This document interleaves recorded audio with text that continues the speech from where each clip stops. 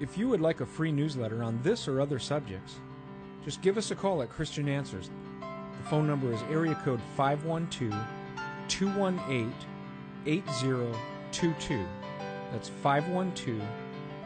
512-218-8022. Or you could email us at cdebater@aol.com. That's cdebater@aol.com. Thank you.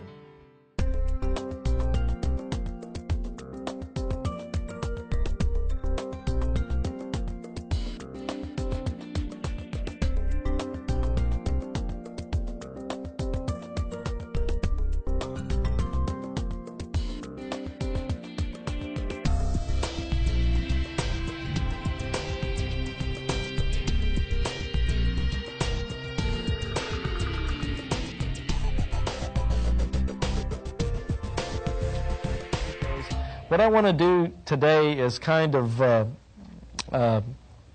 pick up more or less where I left off from previous shows. I was going through many of the old WatchTower literature in their books. I've gone through this book, The Divine Plan of the Ages, written by Charles Taze Russell. In here you've got the pyramids themselves that fold out, where you can see how he predicts the end of the world based on pyramids. Divine Plan of the Ages. And of course, here is another book by Russell. It's The Time is at Hand, from his Studies in the Scriptures series. And we went into how he predicts 1914 as the end of the world based on reliable Bible chronology. And we were getting into... there's a gap between when we did the first 4 shows and these last 4, and I believe in a previous show I had gone through another book that was printed by the presidents of the WatchTower, which the second one was called J.F. Rutherford, and known as Judge Rutherford, and he wrote this book, Millions Now Living Will Never Die. And of course, in this book, which is published by the WatchTower Bible and Tract Society, he predicted in pages 88, 89, and 90 that 1925 would be the end of the world. And it's all documented in their book. 1925. So basically, the Jehovah's Witnesses, as we documented in previous programs, have a bad habit of predicting the end of the world and getting all this, what do you call it, fever pitch excitement going about the end of the world, and join up now and don't get wiped out at Armageddon. But then suddenly the world doesn't end, and they keep coming up with different dates and new dates. In fact, we have lots of literature available for anyone that wants to call or write, documenting in detail all the specific dates that Jehovah's Witnesses have come up with to predict the end of the world, from the 1874 to the 1878 to the 1914, 1915, 1916, 1918, 1925. You get into 1941, you can get into 1954, and you can also get into the year 1975. Now, before I go on, I'm trying to recall if I've covered this before, and I don't believe in our previous programs I have covered their specific prophecies as given about 1975, for instance. And let me just bring out some of this literature, since it's all about me. This is actual WatchTower literature, actual Jehovah's Witness literature. That's not something I wrote or created. This is their own material. And so what I'm going to do is go ahead and grab that material. And since we're talking about false dates and things, right here I have, of course, this is one of their books. It says the WatchTower 1968. This is one of their yearbooks. And what I'm going to do in here is open it up and see if I can find, here, what I'm looking for. And yes, I have found what I'm looking for. Move this marker. They have here all the WatchTower magazines that the Jehovah's Witnesses published in 1968. And in their August 15th, 1968 WatchTower, pages 494 and 495, they have a very interesting article. In here, it says, why are you looking, let me see if I can get that lined up for you a little bit better. Yeah, there we go. Why are you looking forward to 1975? And all through here, they argue about these dates. October 1st, 607 BCE was obviously tied to the ending, that is, with the fall of Babylon in 539 BCE. So with 607 BCE as dependently fixed. Basically, all I'm saying is they give all these dates, all these calculations, all through here, as to how they're going to predict the end of the world. They bring in all these other dates, 997 BCE. They get into some Bible historical events all through here. I'm just trying to save time for the sake of time. I get into this thing back here on page 498. It says 6,000 years from Adam's creation, and they give the exact dates: birth of Seth, Enosh, Kenan, and all the different sons born in the generations. All this stuff adds up. King Tut's even thrown in here. They start adding up dates. 4,026 is added to 1,968, allowing for the lack of a 0 year between CE and BCE. One gets a total of 5,993 years. Okay, well, basically all this is said so you can get a date. What is this date that Jehovah's Witnesses want you to believe in?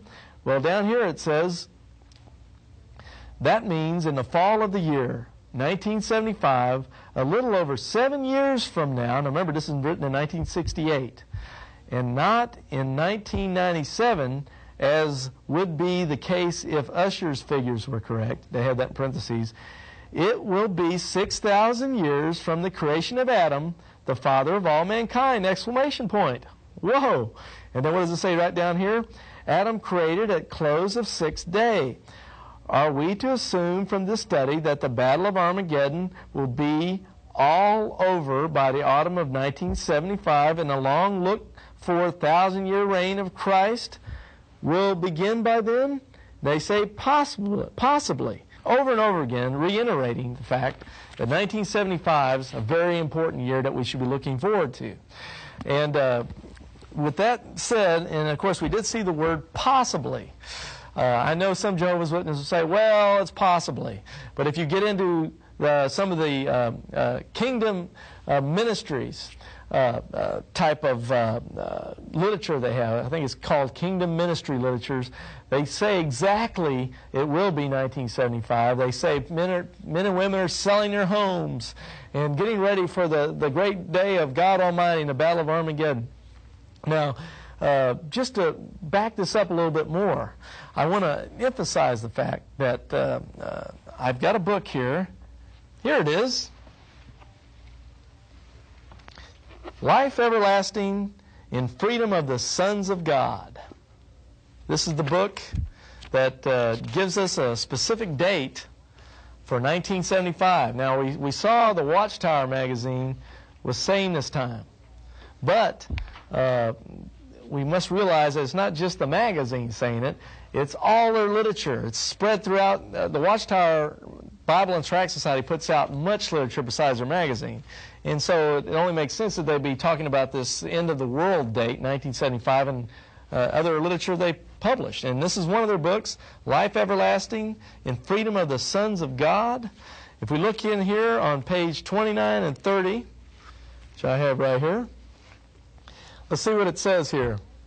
According to this trustworthy Bible chronology, 6,000 years from man's creation will end in 1975, and the seventh period of 1,000 years of human history will begin in the fall of 1975 CE.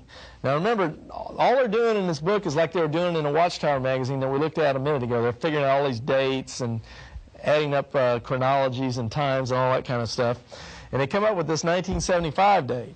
And then, of course, it goes down here. It says, so in not many years within our own generation, we are reaching what Jehovah God could view as the seventh day of man's existence. And then on the next page, how appropriate it would be for Jehovah God to make of this coming seventh period of 1,000 years a Sabbath period of rest and release, a great jubilee Sabbath for the proclaiming of liberty throughout the earth to all its inhabitants.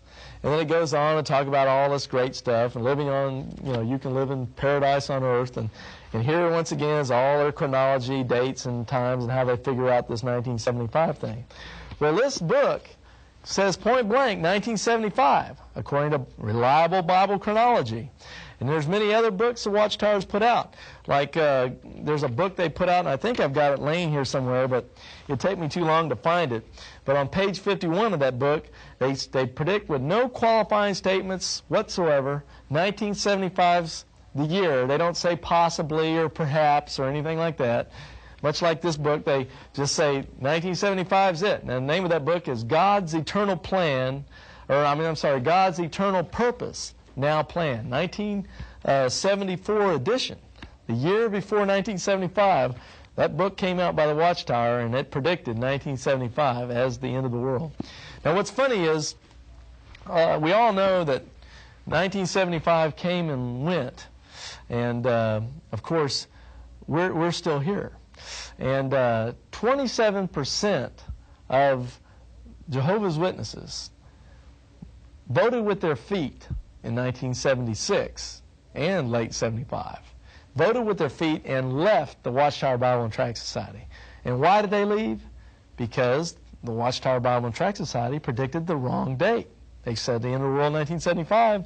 They're supposed to be Jehovah's only channel of communication, yet it didn't come to pass. It didn't come to pass any more than when they predicted 1925, or when they predicted 1918, 1916, 1915, 1914, 1874. What happens with false prophets? False prophets have a very nasty tendency to make false prophecies. And as I've mentioned in previous shows, Deuteronomy 18, verses 21 and following, says that if a man presumes to speak for God, and what he says does not come to pass, you're to have no respect for him whatsoever. He is not a prophet of God, and you're to just treat him as just some false prophet. You have no respect at all. So that's the situation we find the Jehovah's Witnesses are in. They predicted dates, they stated it in black and white in their books, and it didn't come to pass. Now, when you ask a lot of Jehovah's Witnesses about this, most of them that have been in there a long time, at least for Jehovah's Witnesses 75, a lot of them will tell you, well, we never said anything about 1975. It's not true, and they're making it up and all these kind of things. Well, it's interesting that you get this kind of reaction. And a lot of times they'll tell you other interesting things, but they're simply following what the WatchTower Bible and Tract Society would have their followers to tell you. And what is that? Well, let me grab another one of their books here to aid me in this discussion. The book here is called, this is a WatchTower book called Aid to Bible Understanding. And this is a very interesting book because this is written by, back in the 60s, by three Jehovah's Witnesses. I know one of them was Ray Franz. And I believe now all three of the high-ranking Jehovah's Witnesses that wrote this book, Aid to Bible Understanding, are no longer with the Jehovah's Witnesses.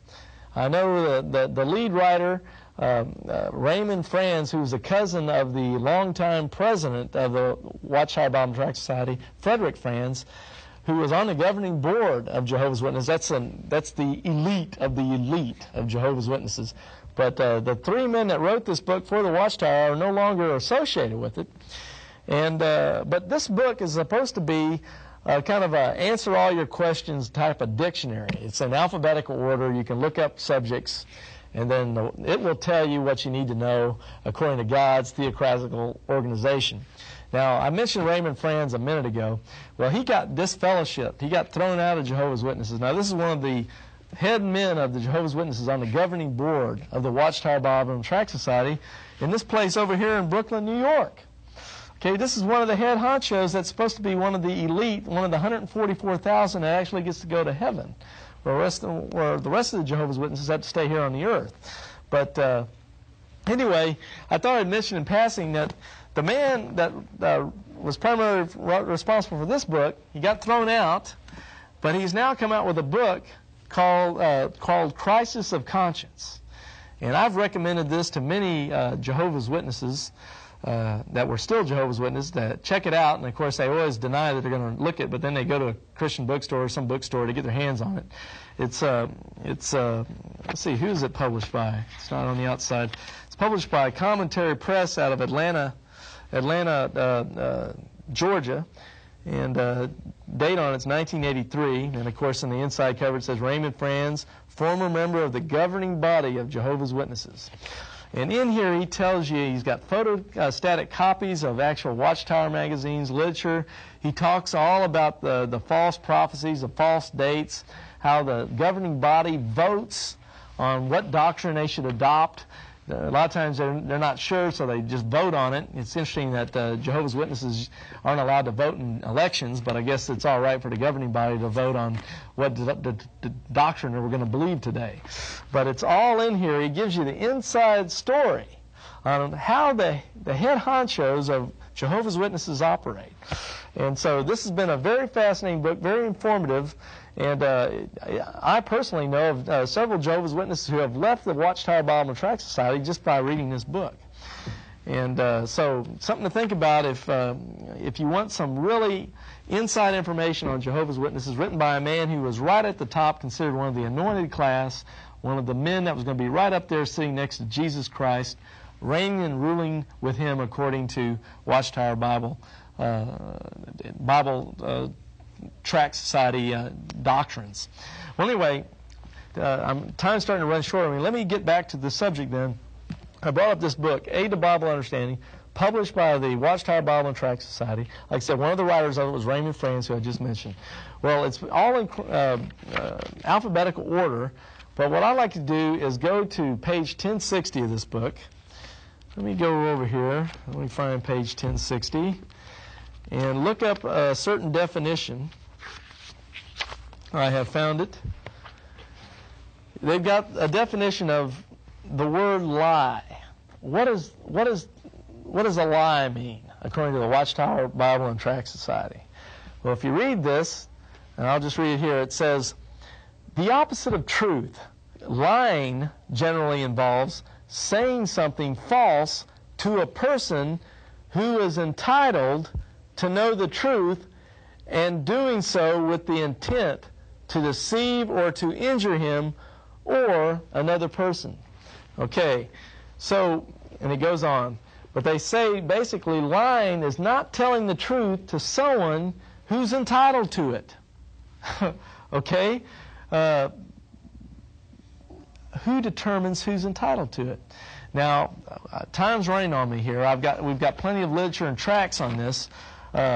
We've got a little tract here called Theocratic War Strategy, or Lying to the Public. It tells you how the WatchTower Bible and Tract Society, according to their own writings, sanctions Jehovah's Witnesses not to tell the truth to people who they consider to be opposers, evil slaves, and so forth. Ex-Jehovah's Witnesses, people who are being shunned.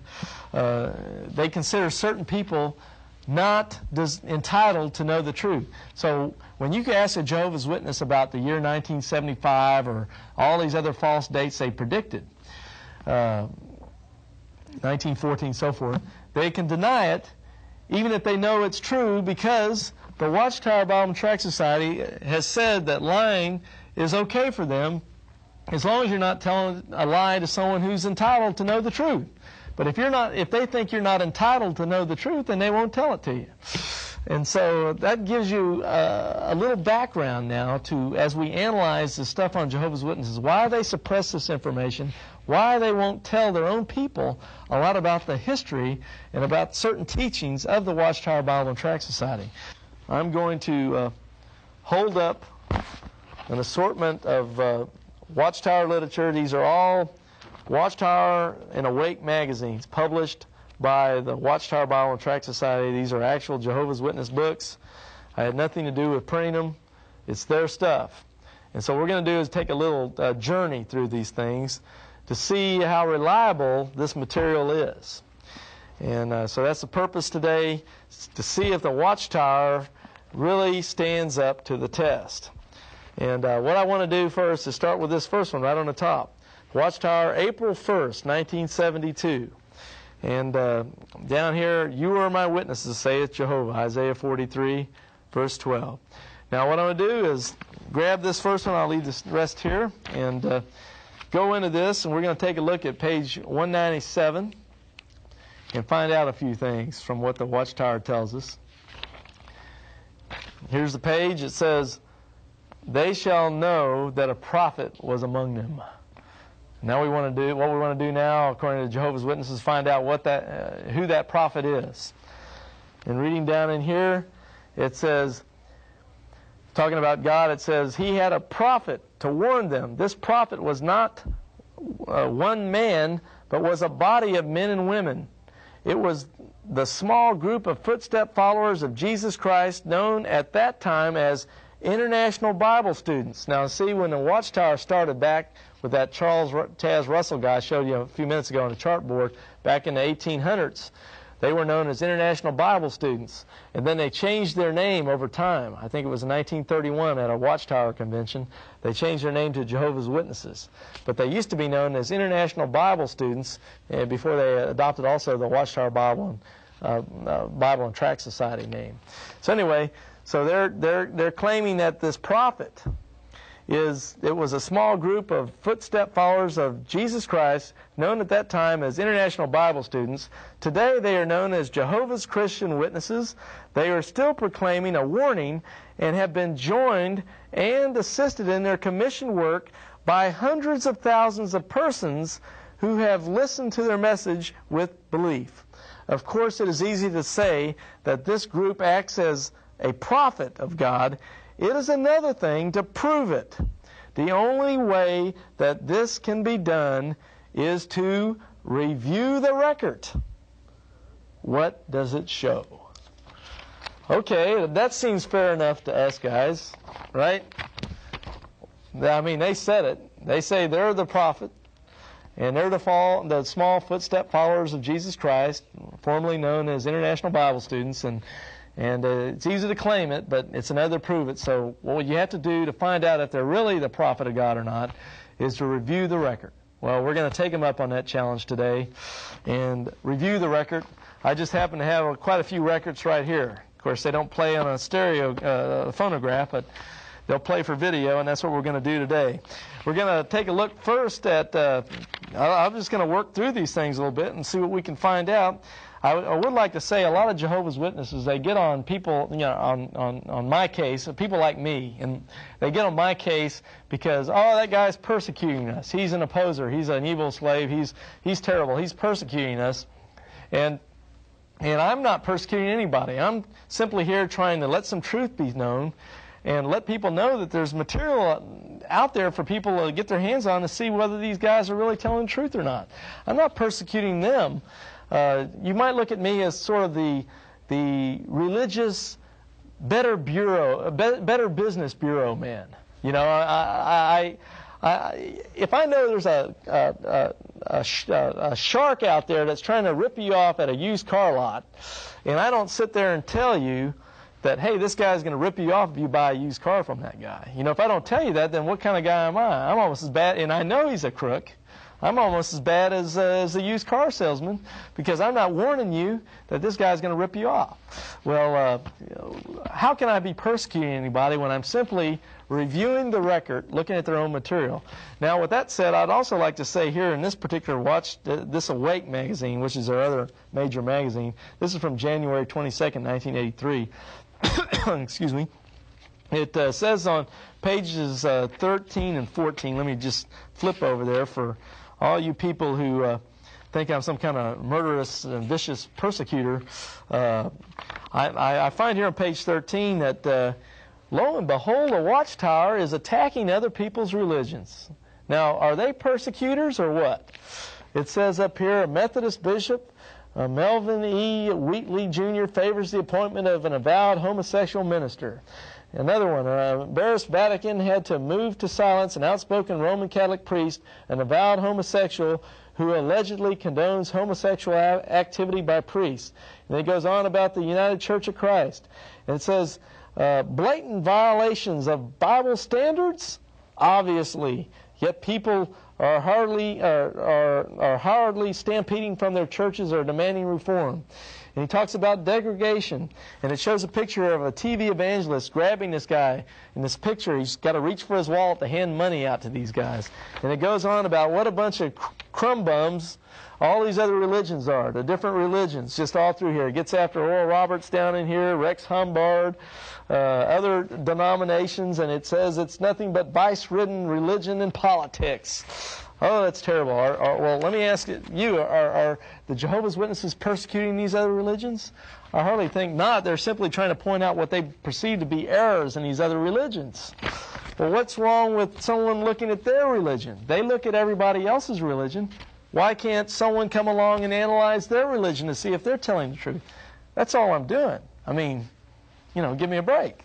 So anyway, that said, and I know that's a major Jehovah's Witness defense. Oh, he's persecuting, he's an opposer. But all I'm doing is what the Jehovah's Witnesses have asked me to do, review the record. And after all, they criticize other religions. Why can't I come along and do, you know, we don't want a double standard here. We're just trying to get at the truth. That's all we're trying to do. There's no persecution intended. We're reviewing the record as we were asked to do. Okay, now, we got a WatchTower here, January 15, 1974. Now we're going to take a look at page 35. And we definitely want to know what's happening here. We're reviewing the record. Let me just flip over here. These pages don't turn too good. Oh, wow, it was right up front. Okay, here's the page. I don't know how well the camera can get on that, but it says up here, can you be true to God, yet hide the facts? Heaven forbid, we don't want to hide any facts here. We want to take a look at the facts and come to a valid conclusion. Now, it says all through here, it shows a minister. Here in this picture, it shows a priest, and he's taking all kinds of, yet hide the facts? Heaven forbid, we don't want to hide any facts here. We want to take a look at the facts and come to a valid conclusion. Now, it says all through here, it shows a minister. Here in this picture, it shows a priest, and he's taking all kinds of notes here. It says materialism, fraud, immorality, cheating, disregard for Bible standards, and he's sweeping it all under the rug. You see this priest? And he's saying, and over here, it says, would you rather have the truth covered over, or do you want to know the facts? When all through here it talks about evildoers hide the facts and the truth, but if you really want to know, you've got to uncover the facts and learn the truth. So we've got the standard right here from the WatchTower itself. As I said, January 15th, 1974, and this is the real McCoy here. This isn't some photocopy or anything. This is their own book. Okay, so we don't want to hide facts. We want to review the record. We want to get at the situation at hand. We've already looked at the WatchTower says they're the prophet. The Jehovah's Witnesses are the prophet of God. Let's look at this one. Let's look at the March 15, 1972 WatchTower. We'll look at pages 189 and 90. Going back here. Back here on page 189, it says, who was willing to undertake this monumental task as Jehovah's servant? Was there anyone to whom Jehovah's heavenly chariot would roll up and whom it would confront? More accurately, was there any group on whom Jehovah would be willing to bestow the commission to speak as a prophet in his name, as was done toward Ezekiel back there in 613 BCE? What were the qualifications? Certainly such a messenger or servant group would have to be made up of persons who had not been defiled with blood guilt, as had Christendom and the rest of Babylon the Great, the world empire of false religion, by sharing in carnal warfare. Who would they be? And it goes on and all about this, Jehovah's prophet. And the next page, it says, for this reason, forthcoming issues of the WatchTower will further discuss the identity and work of Jehovah's commissioned messenger as revealed in his vision to Ezekiel. And it says the prophet will be revealed, and because time's running out, I'll tell you in the next edition. You can believe me, it's there. You just get a copy of it. The next edition, they They said they're the prophet. The Jehovah's Witnesses are the prophet, just like Ezekiel. So, with that said, I could also go into other things like the August 15, 1950 WatchTower. I'm running out of time here. I want to get into some interesting points, so I won't go into detail on all this. So I hope you believe me, but we've got their old material. They tried to destroy a lot of this stuff, but they couldn't get rid of it all. So what can I say? But here they're inviting investigation. In this WatchTower, the August 15, 1950, they invite investigation of their claims and doctrines, so that we're only doing what they say to do. It's very hypocritical if the Jehovah's Witnesses, and I know they do this, will not even look at their own literature because they don't want to know what it says, they don't want to know what it teaches. But all we're doing is what they said to do. Now, if you don't investigate the WatchTowers to find out if it's true or not, then you're violating what the magazines have been telling you to do. Okay, now let's go into some of these WatchTowers. Here's the May 1st, 1968 WatchTower. It says on page 271, it's talking about the end. Now, we looked at one of the other ones in a previous show about 1975, but we hadn't looked at this one. And, of course, on this page here, it says, making wise use of the remaining time. So there's only some remaining time left. And as we go to the other side of it, look on page 271, it's telling you down here, since it was also Jehovah's purpose for man to multiply and fill the earth, it is logical that he would create Eve soon after Adam, perhaps just a few weeks or months later in the same year, 4026 BCE. After her creation, God's rest day, the seventh day, immediately followed. So Eve's created here. Okay? So what does that mean? Then you get into all those calculations from the autumn of first CE, that's first year since Christ, to the autumn of 1967 is a total of 1,966 years, adding 4,025 and 1, and 1,966, we get 5,992 years from the autumn of 4,026 BC. You can tell they're really big on dates. And as I mentioned in previous shows, Jehovah's Witnesses arrived at these key dates from taking measurements of the pyramids in Egypt, particularly the Great Pyramid of Egypt, taking those measurements and then coming up with the date 1914. And then their whole system of end-time prophecies built on the pyramids in Egypt. Now, if you don't believe me, go back and check the earlier shows. We went into that in detail. I don't have time here. But as you can see, all this crazy stuff about all these dates, they end up here as they go. Thus, 8 years remain to account for a full 6,000 years of the seventh day. 8 years from the autumn of 1967 would bring us to the autumn of 1975, fully 6,000 years into God's seventh day, His rest day. What that means is the end of the world. It'll be you will live on earth, in paradise on earth, and all of wicked people will be destroyed at the great day of God Almighty, destroyed at Armageddon, annihilated. And that's really what this WatchTower is saying. And this is a different one than the one we went into from the previous shows. But here you have it again, the same old stuff, end of the world, remaining time. Look out, Eve's created, it's all set. 8 years from 1967, 1975, that's it. That's it. You know, the world's going to end. We're all in a heap of trouble. Okay, let's take another look at this.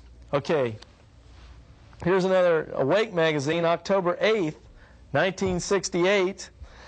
And it says, is it later than you think? Is time running out for this generation? What will the 1970s bring?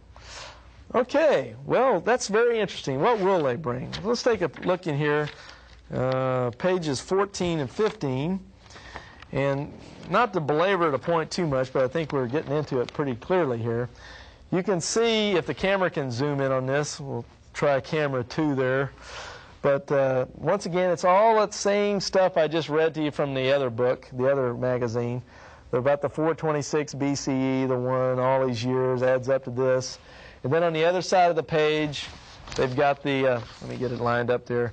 They've got all the chronology, the whole bit, 6,000 years, 1975, end of 6,000 years. And, of course, they tell you all about it down here in this text below. But they say it quite in a cavalier way. 75 is the end. And, of course, when the end comes on the next page here, we can get that. You see 75, they show all these buildings like the Washington, D.C., churches which represent all the false religion in Babylon, fire coming down from heaven, and everything's destroyed in 1975. So, and then, of course, beautiful land and everything on the next page, what it'll be like after that. So, you know, what can we say about that? Well, let's keep taking some more looks. October 15th, 1974, WatchTower. God's purpose succeeds, human plans failing.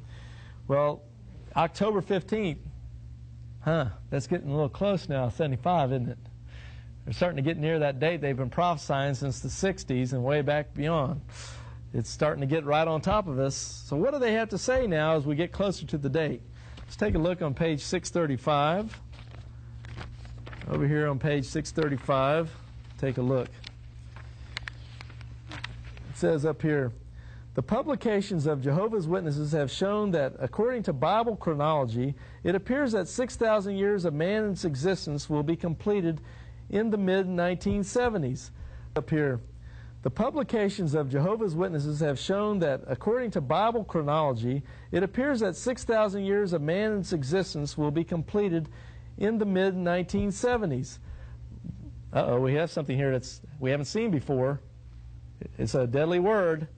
It says, but these publications have never said that the world's end would come then. Oh, I didn't know. Yeah, they just showed pictures of all these buildings being destroyed by flames coming from heaven. But, well, we'll forget about that for now. But anyway, nevertheless, there has been considerable individual speculation on the matter. Individual speculation about the matter. I thought they were publishing this by the millions and sending it out all over the world. It seemed like there's more than just individual speculation here. It looked like it was speculation coming right from the top, if we've been following along with this stuff. Anyway, so the assembly presentation, why we have not been told that day and hour, was very timely. It emphasized that we do not know the exact time when God will bring the end. All we know is that the end will come within a generation that sees fulfilled on it the sign that Jesus Christ said would then be in evidence.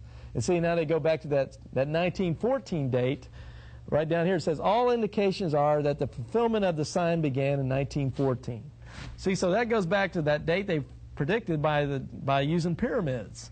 They're prophesying the end of the world will become within a generation of those that saw the year 1914. But anyway, you can see already they're trying to back off from their date. Now this is kind of wishy-washy, if you ask me, about Jehovah's channel of communication. You know, I mean, it seems like he's having a little trouble getting his dates right, and then kind of changing up the truth at the same time. Well, anyway, to make a long story short, I can see now I'm running down to just a few moments left. I don't have time to go into all the stuff, but when you get into all the different books and literature that they have, I've got it strewn all about me here. Too much to show you. That I don't have time to get into it all, but you can see already that already in 1975 they backed off from the date with their other literature. They started to say, well, some people got their hopes up about this date, but we know that it really didn't work out. And like I said before, 27% of all Jehovah's Witnesses left the Jehovah's Witnesses after 1975 because of the false dates, all the false hopes and predictions, proving that it's not truly of God. Their doctrines, their teachings, things that they say just didn't work out.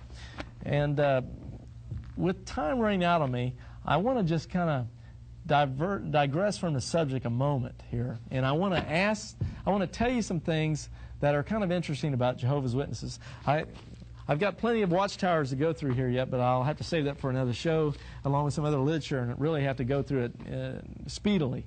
In fact, I'll probably summarize a lot of the material as I hold it up to the camera without really reading it in detail like I have in past shows, simply to get more of the material into the program. Well, with that said, I think think if I've, yeah, here we go. Almost lost my questions here. I've got some questions that I would like to get on videotape for the sake of the audience. Did you know these watchtowers are filled with questions. They tell you some stuff, and always at the bottom, see, I can flip to any old page, and right down at the bottom of any old page are some questions they ask that relate back into the material you just read. It's Jehovah's Witnesses are always asking questions. It's throughout all our literature. You know, they say some stuff and then you repeat it back like a parrot. Well, I want to tell you some questions that if a Jehovah's Witnesses were to ask these questions, they would get thrown out of Jehovah's Witnesses immediately. There are some questions that Jehovah's Witnesses can ask, and if they ask these questions, they can be thrown out. So here's some questions that Jehovah's Witnesses cannot ask. With time flying, I'm going to have to make it quick. Okay, let me just read them off here, and just remember these, because if Jehovah's Witnesses ask these questions, they can be disfellowshipped and thrown out of Jehovah's Witnesses. Okay, 1. What did the WatchTower actually predict about 1975? Jehovah's Witnesses, don't ask that question to your elders or you'll be in a lot of trouble. 2, why did the society require witnesses in Maui, that's an African nation, to face violent abuse rather than buy a card from the government body, while at the same time the society allowed the witnesses in Mexico to bribe government officials into issuing false military training cards? See, in Maui, the Jehovah's Witnesses wouldn't allow the Jehovah's Witnesses in that country to bribe the officials to get out of military service, get their cards, and so they suffered terrible persecution. But in Mexico, they let them bribe the officials and get fake military cards so they could get out of that military service, because they don't believe in military service and pacifism, stuff like that. So you can ask that question and then get you a heap of trouble with Jehovah's Witnesses. Okay, also, 3, why was the San Diego mansion called Besserin purchased for the resurrected princes, but was later sold, and before that given to one of the WatchTower presidents to live in? You don't want to ask that question. 4, why did the society under 2 presidents use the Great Pyramid to come up with the date 1914, as I've mentioned before? Why did the WatchTower literature for many decades teach that Jehovah God was a being who resided on the star Alcyon in the Pleiades star system? Now that gets me to the next show. I've run out of time here. I've still got 3 questions. We'll save those for next time as well. But that gets me back to where I left off after episode number 4, when I was about to tell you about angels and the strange teachings of the WatchTower Bible and Tract Society. We'll get into that in the next program, so please stay tuned for that. And in the meantime, please call our numbers that have been appearing on the screen right at the end of the address. We'll be glad to send you information.